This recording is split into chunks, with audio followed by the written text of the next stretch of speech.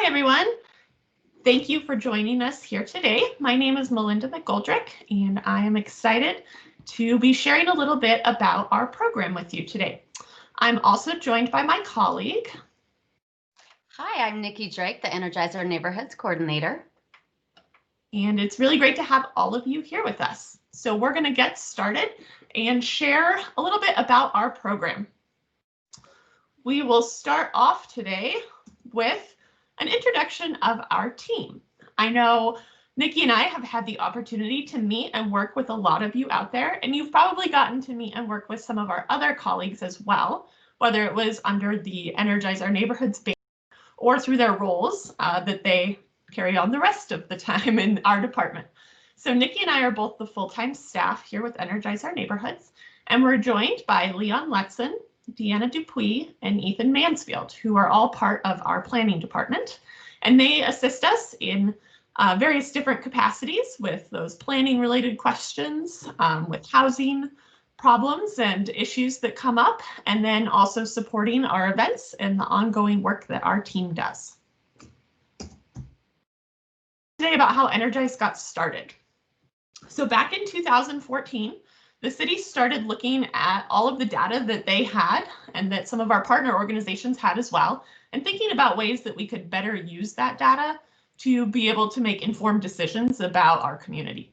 So they took all of that data that previously had been sitting in binders and they put it into GIS and they mapped it in layers.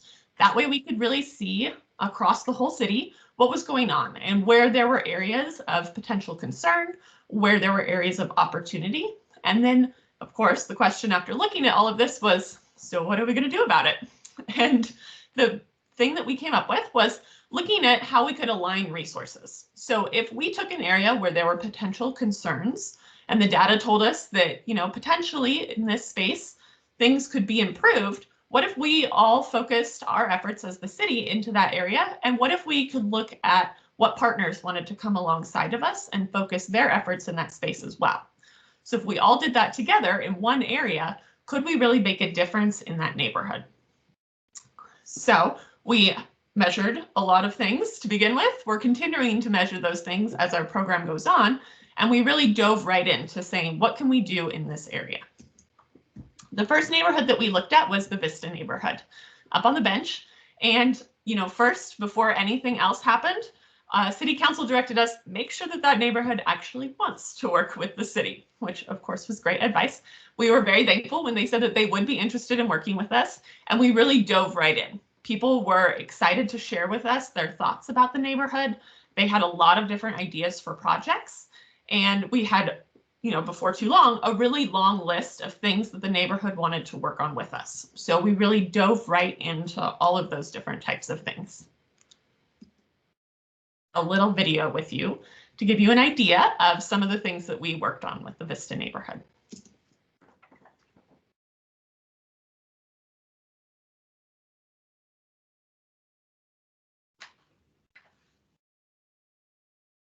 Melinda, there's no sound on the video.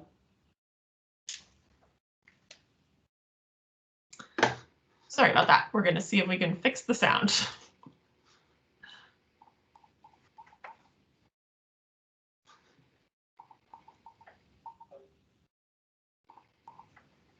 The wonders of tech.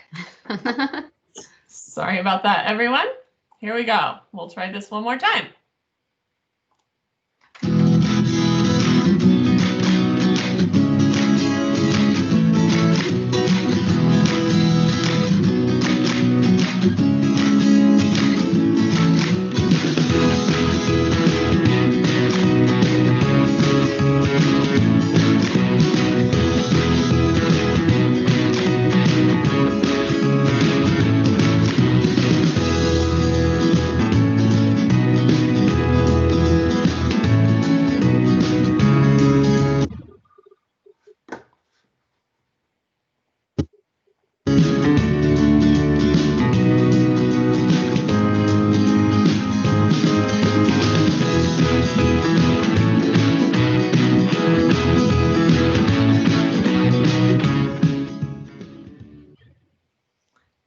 So that video showed basically the different areas of projects that the neighborhood really wanted to focus on. So from that, all the different projects I identified really fell into these different buckets, which have continued to be the focus areas for our program ever since then. We have 8 different ones, and really all of the projects that we've worked on since then fit into these buckets pretty well. It's really looking at all of the different things that impact a neighborhood and your community. So in terms of who's actually working on these kinds of things, we have a strategic leadership team that's made up of community partners, local businesses, other public agencies, and nonprofits from the community. And those folks really get together to hear from the neighborhood what they want to see happen, and then to look at how they can align their own resources to support those kinds of projects as well. Then internally, we have our operations team. That's Nikki and myself and Ethan, Leon, and Deanna. And we're the ones who are working on this day to day. So if there's a project that a neighborhood has identified, we're the ones helping to coordinate that happening. We're bringing in other subject matter experts from other city departments and public agencies as needed. We're working with the nonprofit community when they have aligned interests. We're helping to bring all of those pieces together, including the funding side of our projects. And then, of course, we have our neighborhood working groups. And those are the people who live in neighborhoods, who have reached out to us, shared their thoughts, and let us know about projects in their areas that they want to work on. And now they're the ones who are helping to shape how that ends up looking on the ground in their neighborhood. So it varies a lot, depending on the project, of course, but really helping to identify the best locations for things, the types of materials for things, what fits best into the neighborhood, and how things should look and feel once they've been constructed. So I spoke a little bit about partnerships, but I really want to come back and emphasize this piece just because it is so crucial to the work that we do. There's no way that we could do this alone. We could try, of course, but it wouldn't have nearly as big of an impact in our community. And we really wouldn't be able to see kind of the vast number of projects that we've been able to get done happen at all. So just to share with you a few of the folks who've been involved. Of course, from the very beginning, the Vista neighborhood was right there beside us, saying that they were interested in working with us and really helping to provide the manpower to sit on committees, to provide their input and resources, and to help host community events. From there, the longer we worked, the more people started to get involved. Word about what we were doing caught on, and people joined in a lot of different capacities. So we had people who sat on our leadership team. We had people who brought resources in. We had people who showed up with barbecues and hot dog donations to cook for volunteers when they were out there working. And then we had a lot of people to bring their data and their expertise in to help us as well. We also were able to secure several grants for the neighborhood, so we had a lot of partners working on those with us as well. And the longer time went on, the more people came to the table, and we were really excited to see all of this interest in supporting a neighborhood and in supporting the work that we were interested in doing. Of course, through it all, Vista Neighborhood was our main partner, and really, as much of the work that we could do to lift them up and better support their structure was our main goal. So I want to make sure that people understand the kind of time that went into this project in the Vista neighborhood. This was the first time that the city had undertaken anything like this, and it was something that we were really excited to do, but it was also something that we were building as we went along. So nothing like this had been done before. We didn't have a great idea of, exactly how it might end up looking on the ground, but we knew that there were a lot of committed residents who wanted to be involved and that they had a lot of great project ideas for things they wanted to see happen in their neighborhood. And we had the support of the community behind us to help make those things happen. So ultimately, we had a committee that was set up for every single one of those focus areas. Those committees met every month, and they met for about 3 years every month. Each committee was led by a team of co-chairs. Usually those co-chairs were a resident from the neighborhood, or sometimes a nonprofit community, and then also a person from the city who was kind of helping to connect the work back with the appropriate department at the city. We also had our strategic leadership team that met every month to hear updates about projects, to identify where they could best support, and to help identify some of those places where we could move the program forward or advance some of those projects even faster. So all in all, we had at least 300 hours of Energize meetings over a 3-year period. That did not include community events, of which a lot of those happened as well. Of course, the Vista Neighborhood Association continued their ongoing meetings beyond just Energize meetings, and then the time that it took to actually implement projects. So it was a really significant time investment on behalf of the neighborhood and on behalf of all of the partners who came to the table to help support this work. We also had a lot of funding that went into this neighborhood, which of course was some of the more exciting things. So the city invested a lot into various different projects. The neighborhood applied for funding through the Neighborhood Investment Program and were awarded several projects that way. We also were able to invest the money that the city receives from the Housing and Urban Development Department of the federal government, because this area qualifies to be able to use those funds for community benefit. So we had several projects that were undertaken with that funding. We had community partners really came to the table with investments as well. So that was all sorts of different partners across the city looking at different projects and putting their funding towards making those projects happen as well. And then, of course, we want to look at our volunteer time. So we used the federal rate for volunteer wages. And based on that, there was a little over $80,000 worth of volunteer time that went into this project as well. And that did not include time spent sitting in meetings. That was just volunteer time where they were implementing projects or helping to support community events. So all in all, a little bit over $2.6 million went into the neighborhood between 2014 and 2017.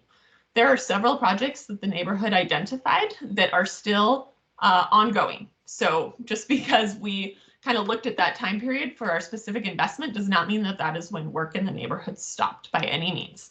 There are quite a few transportation projects that are still underway. We have art that is still on its way, going to be implemented soon, and several other projects that the community really has taken over and run with and is continuing to work on and implement today. So with this work in the Vista neighborhood, we were able to identify kind of the larger process and look at something that could be replicated in future neighborhoods as well. So one of the things that makes our program unique is really trying to marry the data side of things with resident input. There's a lot of programs that do one or the other. There's not a ton out there that are trying to bring the two together. So as I mentioned at the beginning, we had all of that data. We had this awesome map to help inform, from the data side of things, a story. But we all know that data doesn't tell the full story. And that's why it was so important to us to be reaching out to residents and to be hearing their thoughts and how they actually experience their community and the space around them. So that is always the first part of anything that we do when we move into a new neighborhood or start looking at a new area or a new project, saying, what is the data telling us? And then asking for feedback specifically from people in that area. And it doesn't have to only be residents by any means. It's people who use that space for any reason. So they might work there, they might go to school there, they might drop off and pick up kids who go to school there. Maybe they work for a nonprofit that serves the area or the clients who live in that area. Whatever it is, we want to hear from the stakeholders. And then the next piece is looking at who else needs to be part of the problem. So all too often, I think organizations, of course, also finds themselves working in silos. And that's something that our team works really hard to not do and to try to bring people to the table. That way we're hearing about all of the resources that are out there. We're hearing about all of the partners that could possibly be interested in helping us make this work together and really seeing how we can leverage all of those different assets, both social, both financial, and other capital assets. And then really identifying what are the priorities for this neighborhood. So that's where we get down into the change piece of it, is saying, you know, come with us, come alongside of us, tell us what you need, what you want to see in this space, and then help us do this with you. Because it doesn't do anybody any good if the city comes in and implements a project and then leaves, if we haven't done anything to hopefully build capacity in that neighborhood while we're doing it. So we, as much as possible, want to involve residents and other stakeholders in the work that we're doing and hopefully teach them how the process works. That way in the future, they feel empowered to be able to take on projects on their own and move these kinds of things forward within their own neighborhoods. So we learned a lot of lessons in Vista, and we asked for feedback from people multiple different times throughout this process. We, of course, still want to hear feedback from people today if that's something that they want to share with us, but we wanted to share with you guys some of the things that we had heard. And these are all things that we have tried to learn from and that we have tried to take and change when needed and implement in future areas as we've moved forward with the program as well. So one of the biggest things, of course, was the power of focus. just asking people, what do you want in your neighborhood, is a pretty big question, and it can be daunting for a lot of people. I know I personally wouldn't be able to give 3 things if somebody asked me that question, but really helping people to narrow down the focus of what they were interested in and what really mattered to them as a community helped to be able to identify those really specific projects and say, this is what we're working on. Would you like to be part of this? The other piece of this, of course, is cultivating new leaders within our neighborhoods.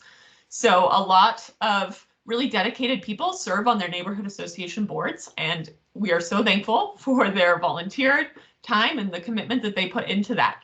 But the other side of it is really looking at who can continue the work, because there's a lot of work to be done all across our city, and it's not something that, you know, 1 or 2 or a handful of people can continue long term.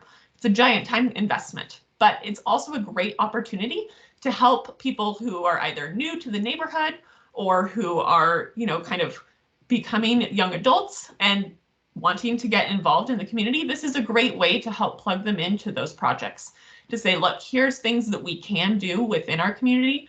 Here's, you know, let's talk about new ways that we can reach out to people in the community, that we can get others engaged, and really to help build up those new leaders as well, teaching them the skills that they need, helping to introduce them to the resources that are available to support the projects, and to help, you know, connect them to hopefully a lifetime of wanting to be involved in their communities.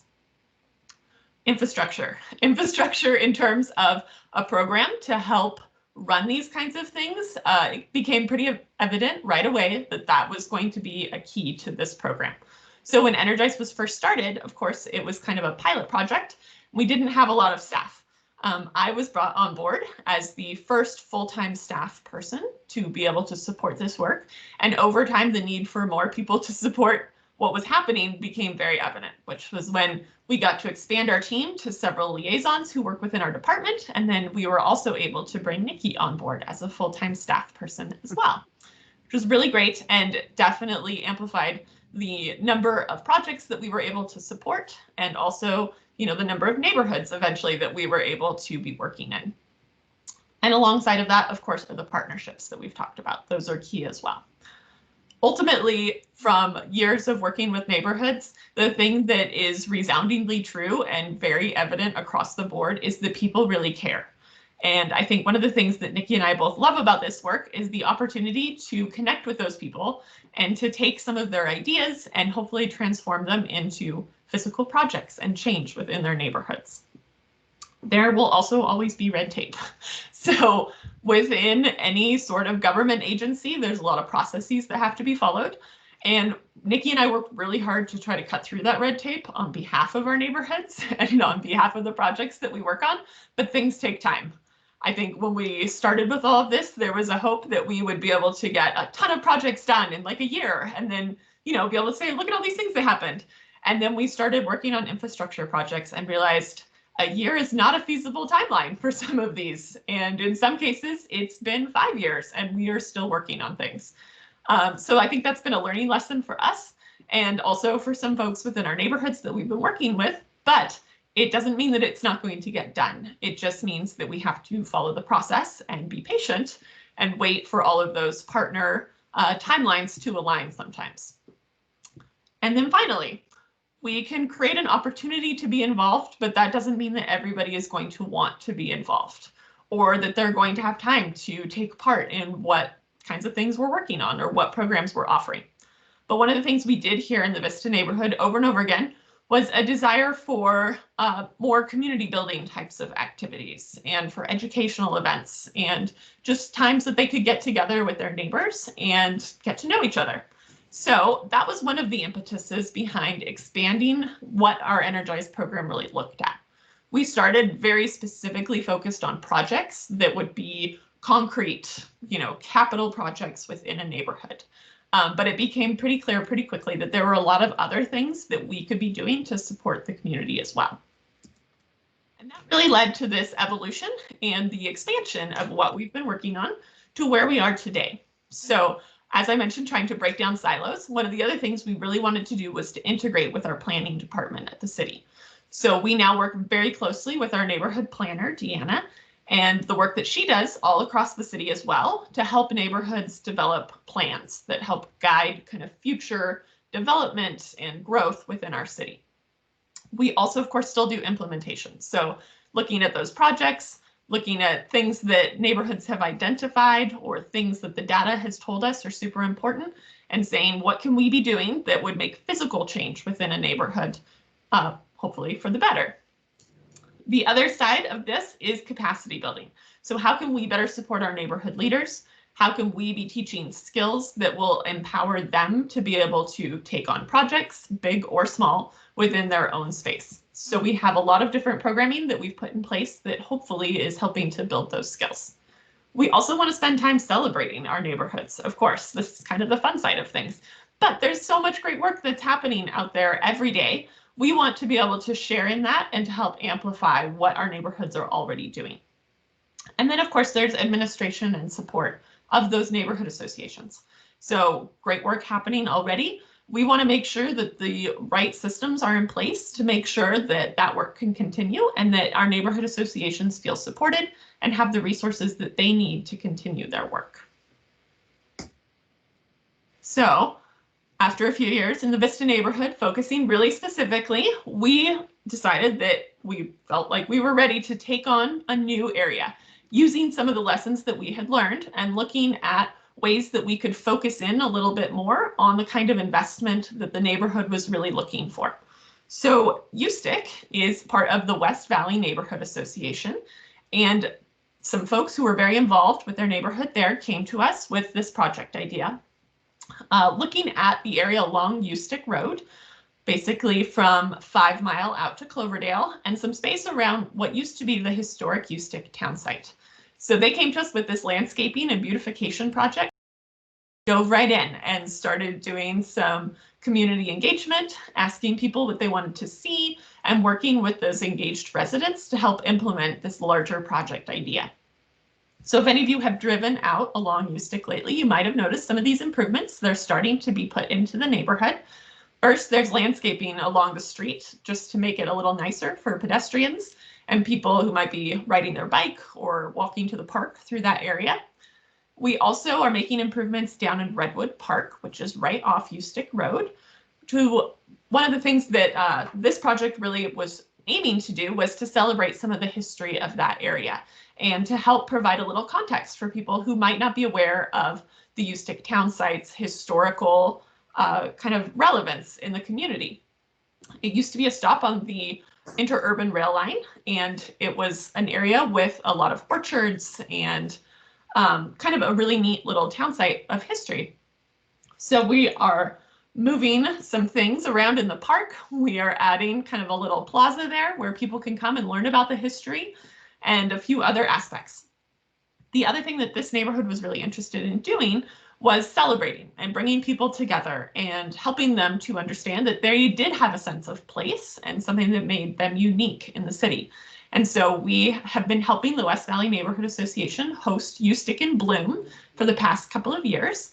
And it's a great opportunity for people to come out, to meet neighbors, to celebrate, to enjoy some live music and food trucks, and for local artisans to come and sell their goods.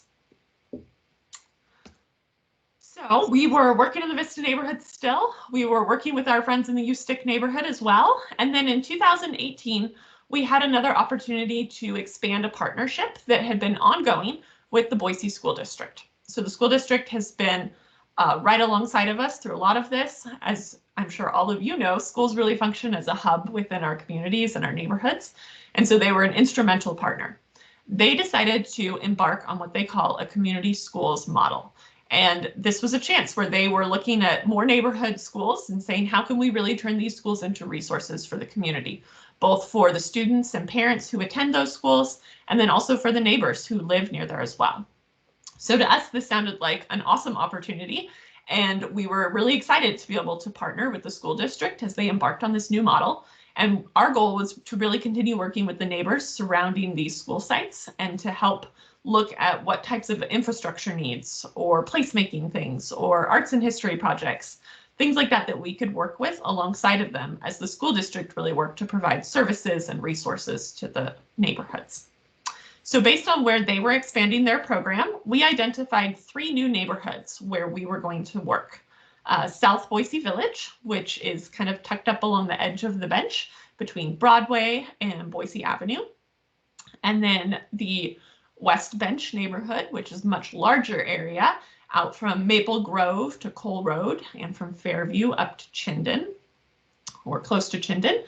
And then the West End neighborhood, which kind of encompasses the area south of State Street from Veterans Memorial down towards the downtown area. So these three neighborhoods each have a school in them: Garfield Elementary, Morley Nelson Elementary, and Whittier Elementary, that are identified as community schools. So in 2018, we started working with these neighborhoods. And I'm going to share a little video with you about some of that work that we started on. And then my colleague Nikki is going to share a little more in depth about how we were working with those neighborhoods and the kinds of things they were interested in seeing happen.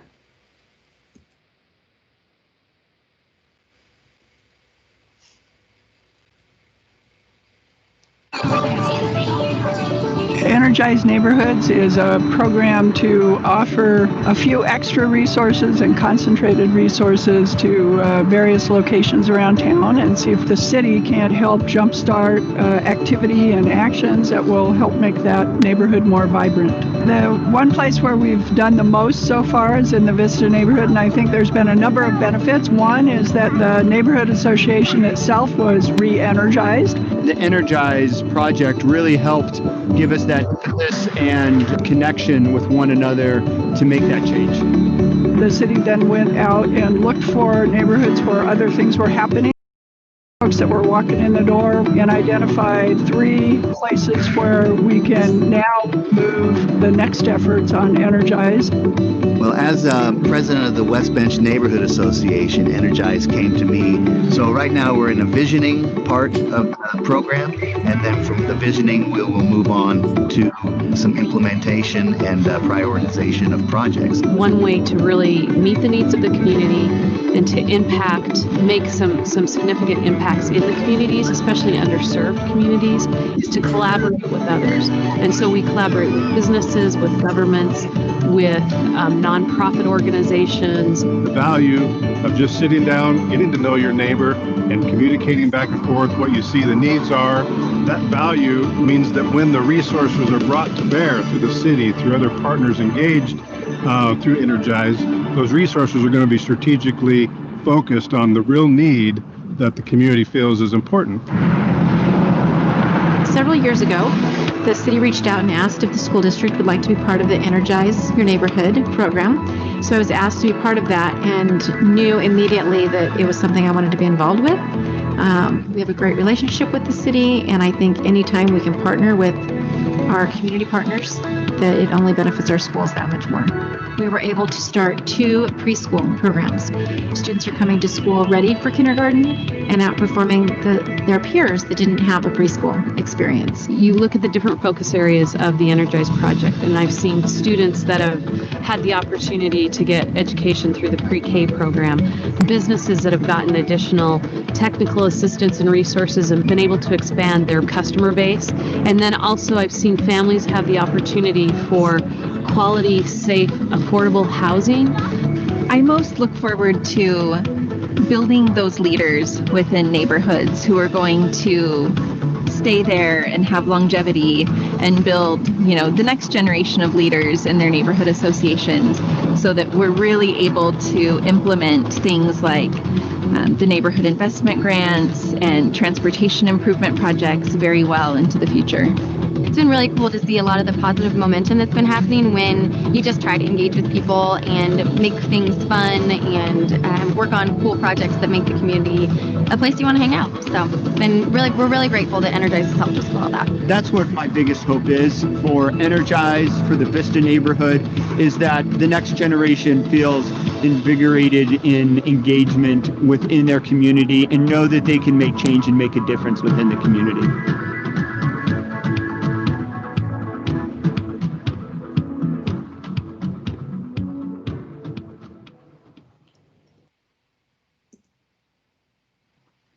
All right, thank you, Melinda.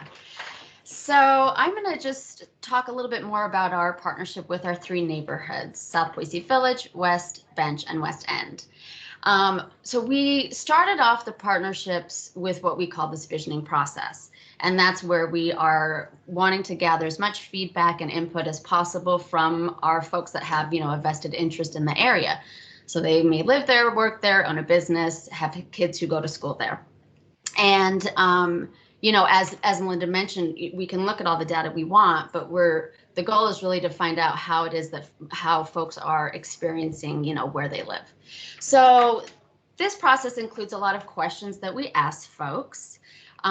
We ask things, so we ask questions like, what does a livable neighborhood look like for you?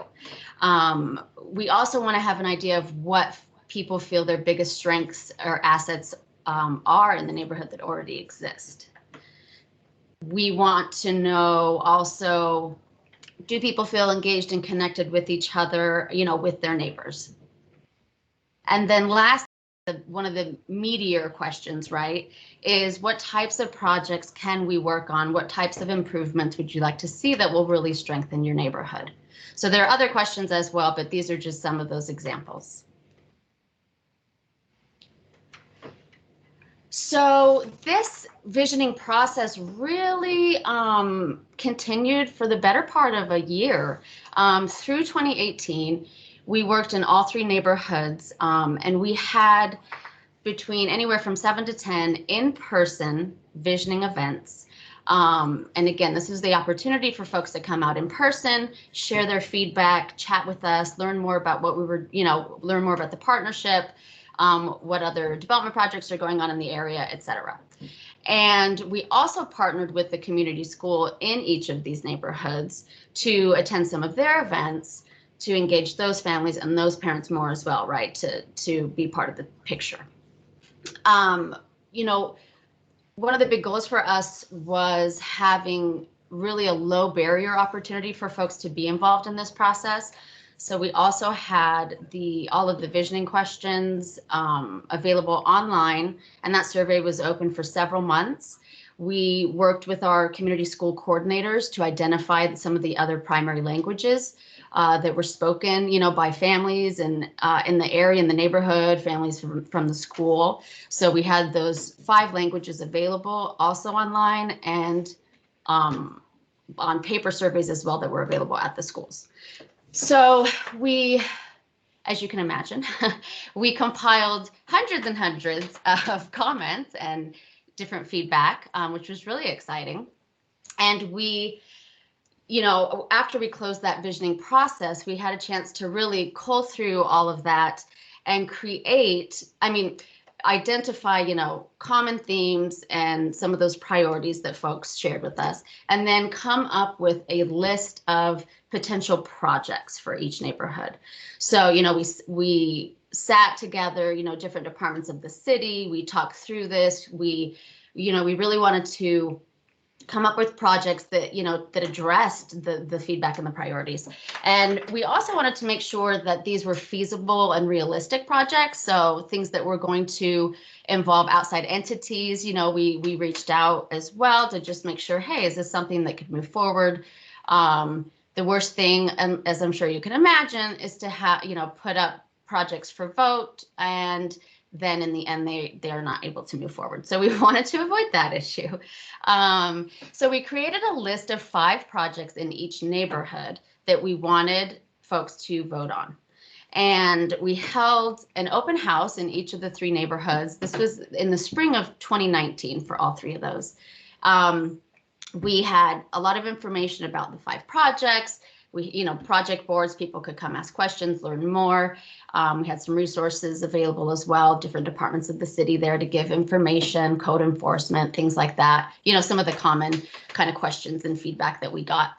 And so that was an opportunity to vote in person. And then we also, again, we understand that everyone cannot come to an in-person event. So we mailed postcards to all, each residence within these 3 neighborhoods that had, the list of 5 projects. You just check off your top vote there and then mail it back to us, and that postage was paid. So again, we wanted as many folks as possible to be able to participate in this process. And we can go on to the next slide. So I want to really talk about each of the project lists that were up for vote for each neighborhood.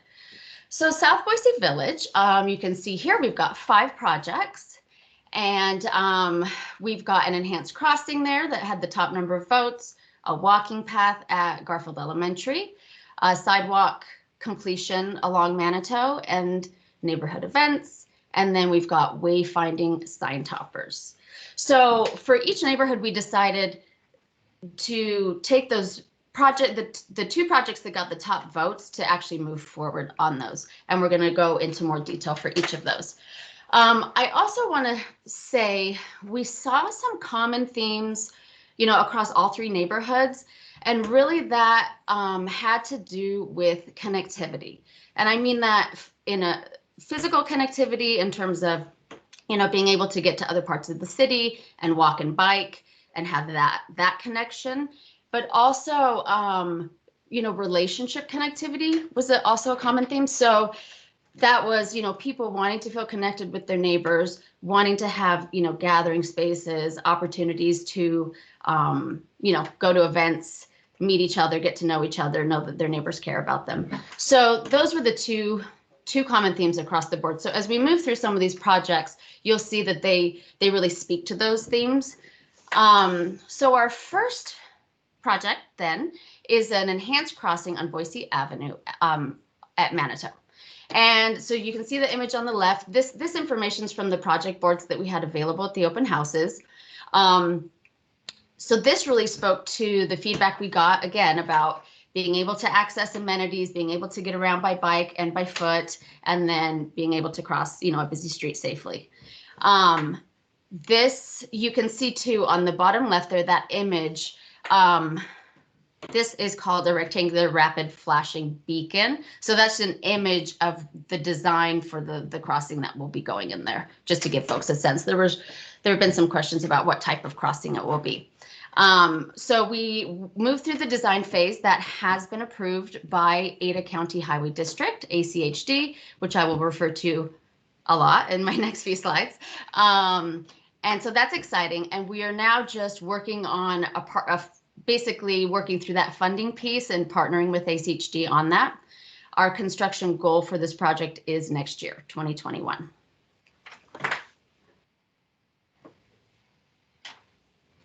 The next project was a walking path at Garfield Elementary.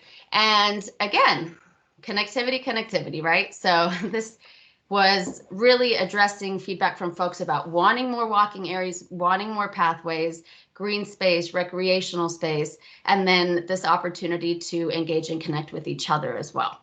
So one exciting thing, as Melinda mentioned, a lot of our projects do, take a long time, many years, in fact. So it's exciting when we have a project that's, can be done a little more quickly. So this pathway has actually been completed, which is very exciting. It started in the summer, it was completed in September, and we definitely want to give a big shout out to our partners. Again, partnerships are a big piece of the work that we do. So St. Luke's Fit One Boise, Blue Cross of Idaho Foundation, and then the Garfield Elementary PTO, Parent Teacher Organization. They were all really involved with this. So, this is going to be a great asset for the whole community, of course, but the school has a walking club for staff, a walking club for students, which will utilize this pathway. And then, of course, it's open to the public outside of school hours. All right, so West Bench. West Bench neighborhood. So we've got our 5 projects here. The project that got the top number of votes, you can see there, Settlers Canal Cleanup and Beautification. We've got an orchard at Spaulding Ranch site, basketball court at Milwaukee Park, neighborhood events, and then public art at Milwaukee and USTICK.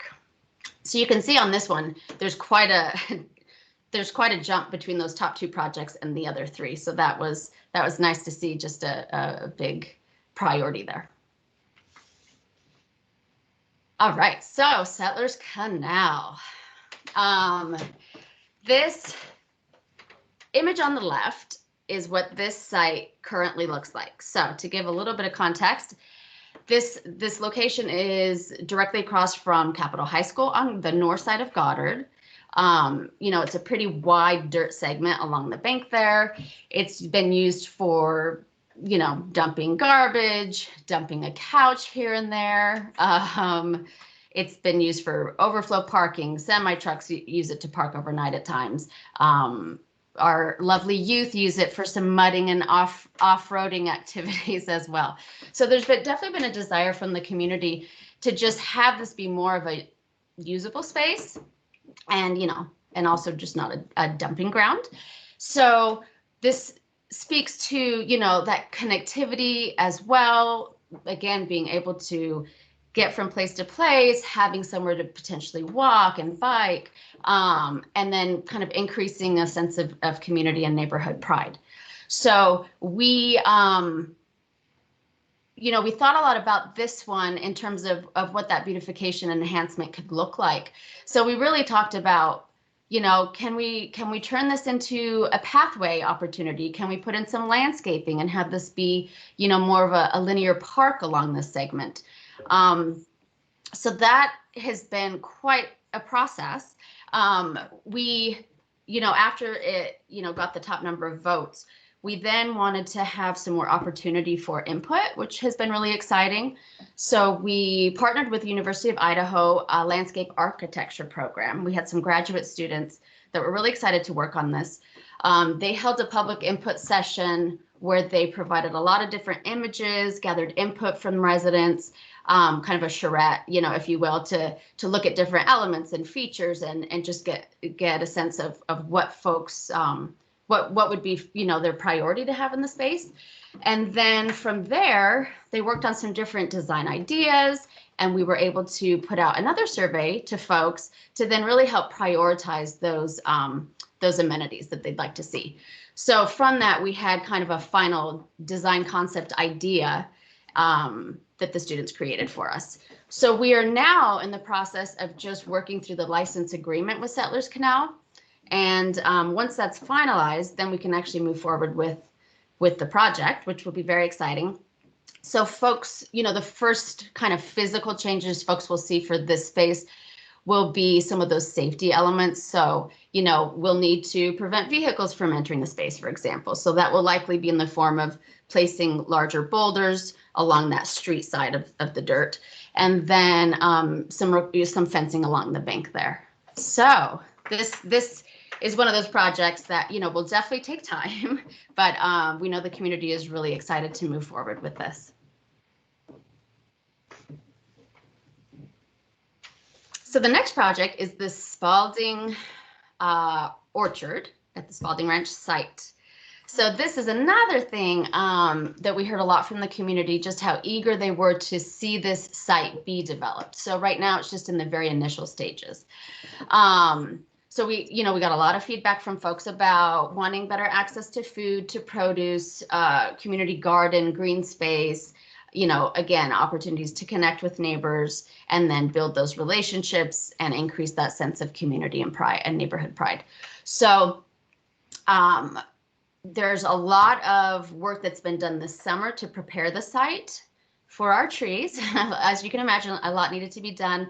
We had an opportunity to have a planting day in November of this past year to plant some cover crop that was native crop like sagebrush and bitterbrush to really keep weeds down, help rejuvenate the soil. That's been a big process because this, it's kind of just been a bit of a weed field, if you will, for quite some time. So there's definitely some work needed there.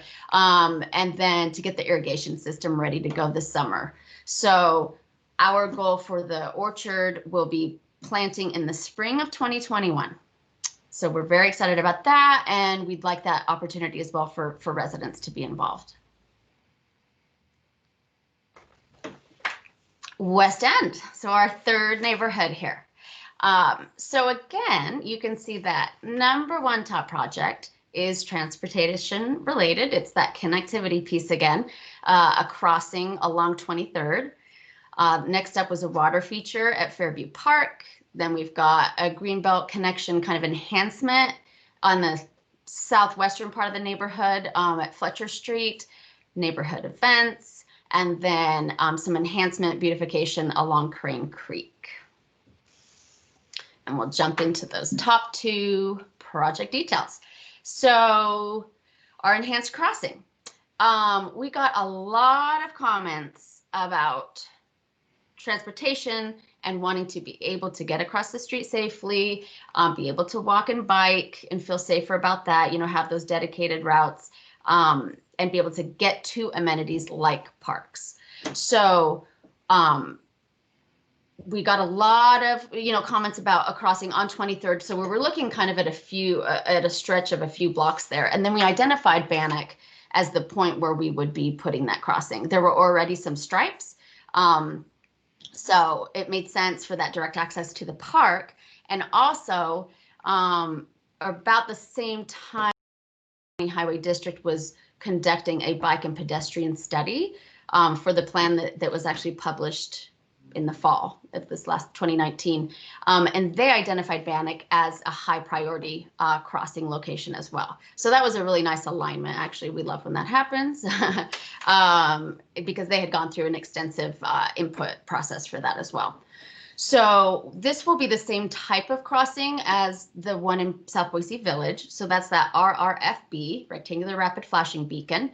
And that'll be on that north side of Bannock, providing access to the park. So again, we are just, you know, collaborating with ACHD on that funding piece, and that has that same goal for construction of next year.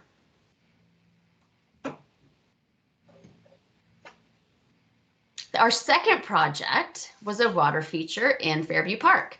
Melinda and I laugh because a lot of our visioning events that we held in all 3 neighborhoods were, you know, in prime summer months. So it was very hot. So we saw lots of comments about water features. And so, but this one obviously was quite popular. There was an interest in, you know, having more park amenities and having this water feature specifically. So we went with the water mister, and this is one of those projects that was pretty direct and quick, which was great. So this was completed last year. So I'm hoping people have had a chance to enjoy this over this past summer. The blue and the green colors were selected by residents, I would like to add. You know, as Melinda mentioned, you know, initially there were committees for all of the focus areas, and we've kind of changed the way that we are doing that, right? But we want to give folks the opportunity to be involved and engaged as much as possible. So some of the projects like, you know, a crossing, for example, you know, that design is taking place, and that's not really an opportunity for a lot of resident involvement. But, you know, the West Bench projects, for example, there are a lot of moments for that input and involvement, volunteering, planting, etc. And so here we have our colors that were also selected by our residents. Okay, so I want to end on this note here. So, as I mentioned, one of the common themes was this connectivity piece, right? So we've gone through our projects, but again, we got so much feedback from residents in all 3 neighborhoods about this desire to meet, to connect, you know, to be engaged with one another. So we started this community building committee in each of the neighborhoods, really with the goal to identify those barriers of why it might not feel that way, right? And then what are the goals and the strategies to engage more folks, to connect more residents, and just, yeah, really have a better sense of community. So as you can imagine, this is certainly, you know, unique to each neighborhood, what these committees look like and what those goals are. So this has been an exciting process for me. So South Boise Village, you know, that neighborhood is so close to Boise State, right? It's just touches on Boise Avenue there. And so there's been, you know, a big desire from this group to really strengthen the relationship between our longer term homeowners and our shorter term renters and students, right? Really with the goal that they can increase neighborhood pride and just have more folks engaged in what the neighborhood looks like. So, you know, is that cleanups? Is that smaller events? there's a student, a BSU student that's been on the committee, which has been great to really talk through, okay, like what kinds of things can we do to engage more students in this group and in the neighborhood. Our West Bench Community Building Committee, they feel like, having some new events is a really good way to engage new residents that haven't been involved in the past, different kinds of residents. They're a very geographically large area, as you saw in that initial map. So, talking through, can we have maybe some smaller events in different parts of the neighborhood, that type of thing. So that's kind of been the focus there. And then West End, in the first part of the year, we were meeting, and then, all the things, COVID-19 started to impact our area. So the focus became making sure people knew about information and resources and services available. And then at this point, the focus has really been on growing the committee and trying to have a little bit more perspective and diverse voice. So we've been going through an asset mapping exercise to help identify, what organizations, entities, assets exist in the neighborhood, and then, how might we focus some new recruitment efforts to build this committee specifically. So we just met this week, actually, which was fun, talking about, hey, it might be great to have a youth voice, right? Or more than one. So a couple school-age kids on the committee, having some older folks on the committee as well, having some different perspectives, people in different parts of the neighborhood, that sort of thing. So that's been that focus to build that up. And, again, every neighborhood is unique, but it's been really exciting for me to be part of these committees and just see, the excitement that folks have, some new faces that haven't been engaged really in the neighborhood in the past, and see that excitement. So I'm really eager to see where this goes. So we've had some limitations, of course, due to COVID-19. So I know everyone is eager to be able to move past that and have, some in-person opportunities again. So that is kind of my wrap up, deeper dive into the 3 neighborhoods that we've been working in. Thanks, Nikki. Yeah. So I wanted to share a little bit about some other things that we've been working on, specifically about a site-based approach that we undertook over this last kind of winter and spring. So many of you have likely heard of the city's Grow Our Housing strategy, and this fits nicely within that. So the city was able to purchase the land located at Franklin and Orchard last summer, and since then, we have been engaged in rounds of community engagement and soliciting feedback from the neighborhood about what would end up being developed on that property. So we went through some time out there at the site on Franklin and Orchard. That's that photo down there at the bottom. If you live in that area, hopefully you had a chance to see us, if not stop by and visit us in a tent at Franklin and Orchard. It was in December, so it was a little chilly, but we had heaters and hot chocolate and coffee. And it was really actually a great opportunity to connect with a lot of people in that area who might not have known about what was happening in that space otherwise. So we had surveys open, we had them online, we had them a couple feedback sessions at the library in the area. We were also here in the tent for a few days and really walking through all the elements of the design in that space. From there, we were able to take all that feedback and publish it in a community engagement summary, and then provide that information to developers as we solicited their proposals for development on that site. This was also an opportunity for us to be able to look at best practices for a neighborhood activity center, saying what can we do here that really will spur kind of excitement and bring things that the surrounding neighbors wanted to see to that area, as well as being able to increase housing that's affordable for people at all different price points. So this work is ongoing. A developer has been selected and they are moving forward with their for this area. And then in the spring, hopefully we will be able to get back together with people in that neighborhood and connect with them about some other projects that they feel would really benefit their area.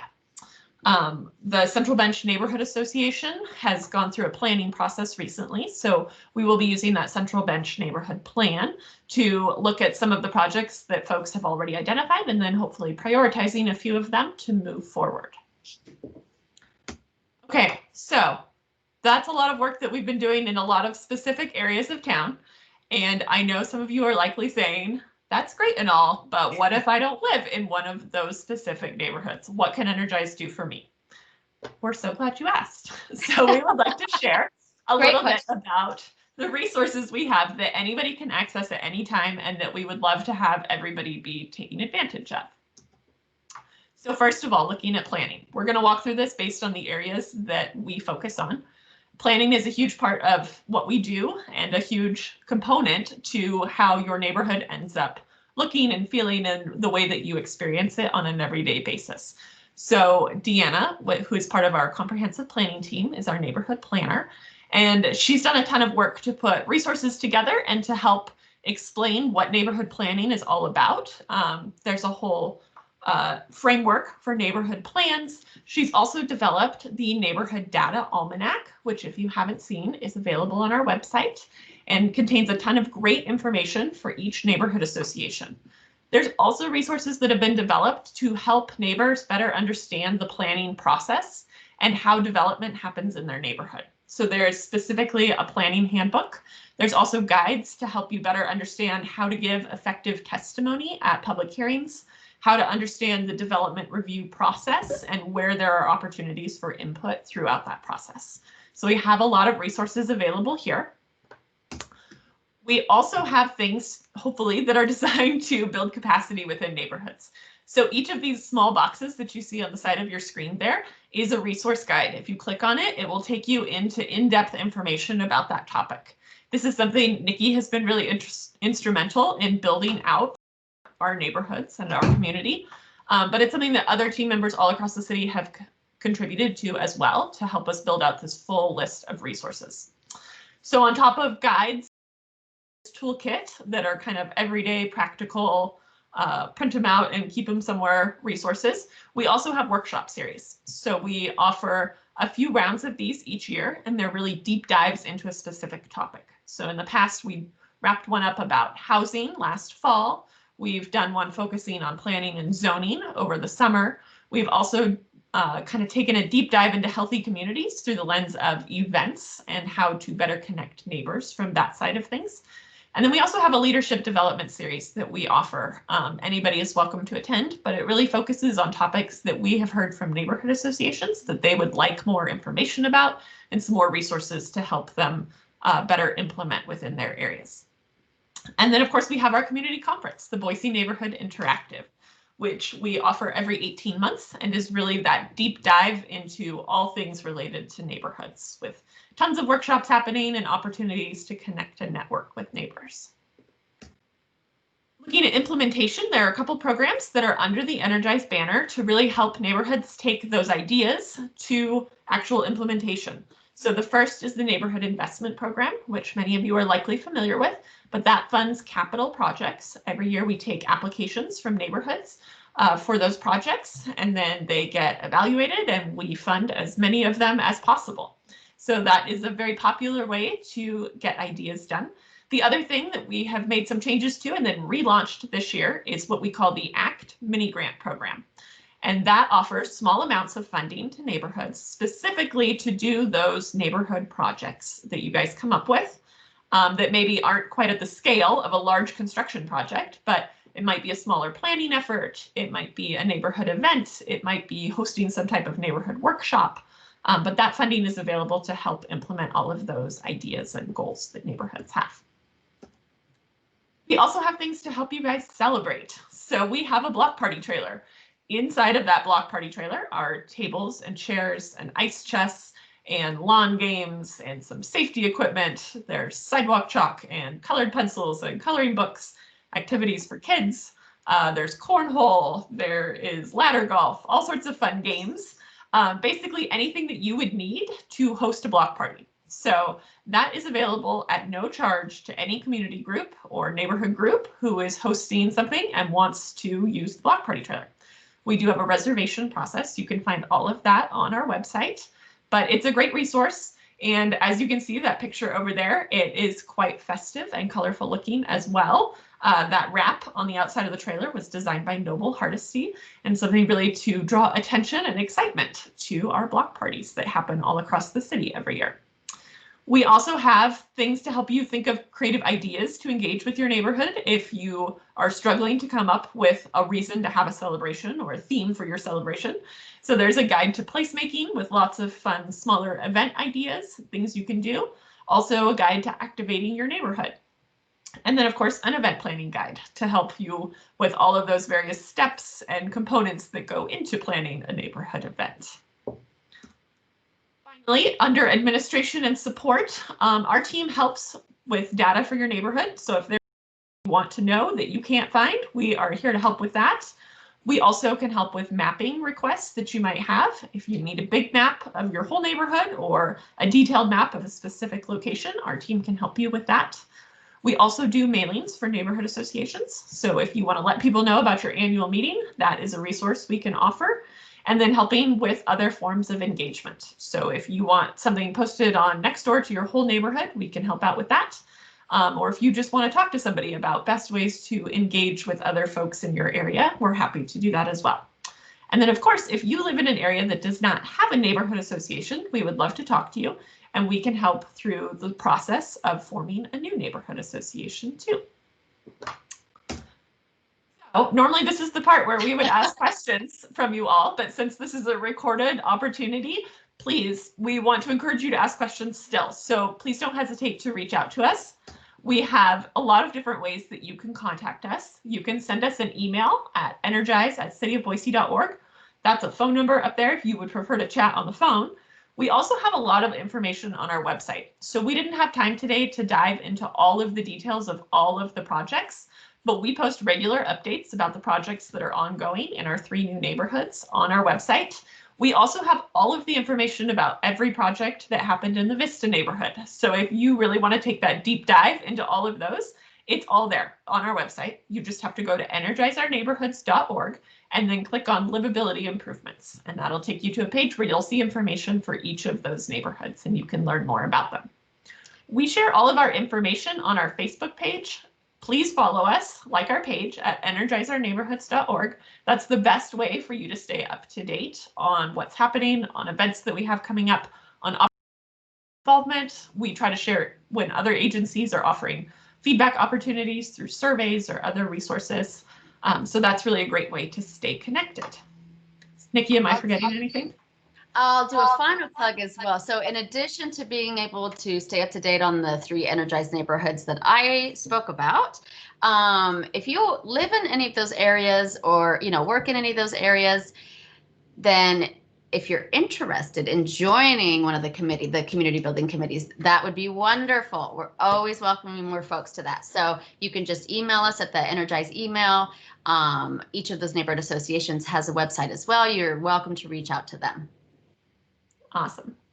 Thank you all so much for joining us today. Please don't hesitate to reach out with any questions that you might have, or if you have great ideas and don't know where to go with them or want to get connected to your neighborhood association, we are here to help with any of those things. So thank you for joining us.